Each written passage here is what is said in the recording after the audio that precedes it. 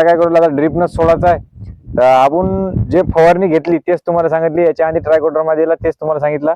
पण आता आपण ऍक्च्युअली जे जे करत जाऊ ते तुमच्यापर्यंत पोहोचत जाऊ. तर आता आपण क्लोरो सांगितलं, आपण व्हिडिओ पाहिलाच, क्लोरो सांगितलं आपण 20% आवलं. तर आपण हे घेतलेलं आहे क्लोरोसायपल 16 आणि अल्फा सायपरमेथिन 1% कॉम्बिनेशन मध्ये घेतलेला आहे.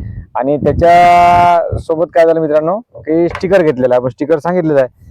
आता हे साधारणतः हे 500 ml आहे. 500 ml तर 2.25 एकरसाठी 2.25 एकरचे 2 कॉक बनवलेले आहे. 2 कॉकवर ड्रिपवर तूर आहे. म्हणजे इथं टाकल्यानंतर त्या टाकीचा व्हिडिओ तुम्ही पाहिलाच असेल का 25 मिनिटांनी सबनावर खत औषध जे काही टाकले ते टाकीतून आपले मोटरद्वारे डायरेक्ट ड्रिप मधून झाडांना जाते. ड्रिप मधून शेतकरी मित्रांनो असं आहे. आणि तुम्ही जर देत असाल किंवा द्यायची आवश्यकता असेल तुरीला आता माहित नाही पडत.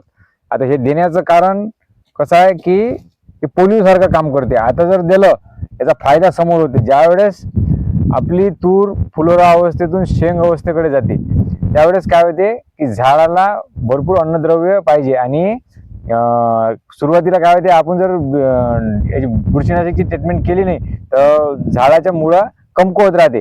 पण ते तग धरत तिथपर्यंत जाते शेंगायपर्यंत, मग अचानक सुकून जाते.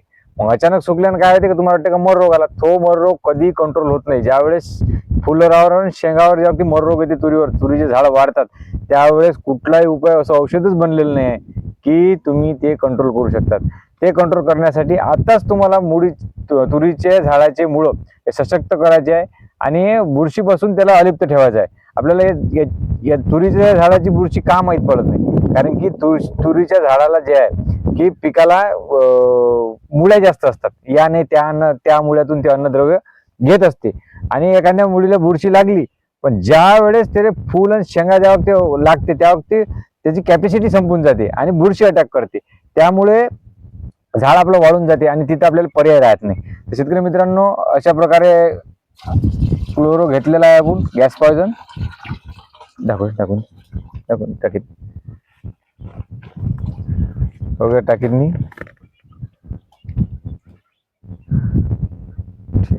ठीक आहे. आता घेता आपण स्टिकर घेतलेला आणि स्वस्तच पैशाचं औषध. आता विशेष सांगायचं म्हणजे हे आणलेलं आहे MIDC. आता सगळेजण म्हणतात MIDC अमरावतीचं काय, तर त्याचा आपण स्पेशल व्हिडिओ बनवू. MIDC मोठं डीमार्ट सारखं दुकानच आहे. तर तसं वाटलं तुम्हाला का बनवायचं आहे, कारण की काही जणांच्या प्रतिक्रिया अशा आहे की तुम्ही याचा प्रचार करता, तुम्ही त्याचा प्रचार करता. प्रचार करायचं काही नाही, शेतकऱ्याला कमी खर्चात उत्पन्न झालं पाहिजे हेच आपली आशा आहे. बाकी काही नाही. 200 ml आपण घेतोय स्टिकर, 200 ml स्टिकर घेतोय.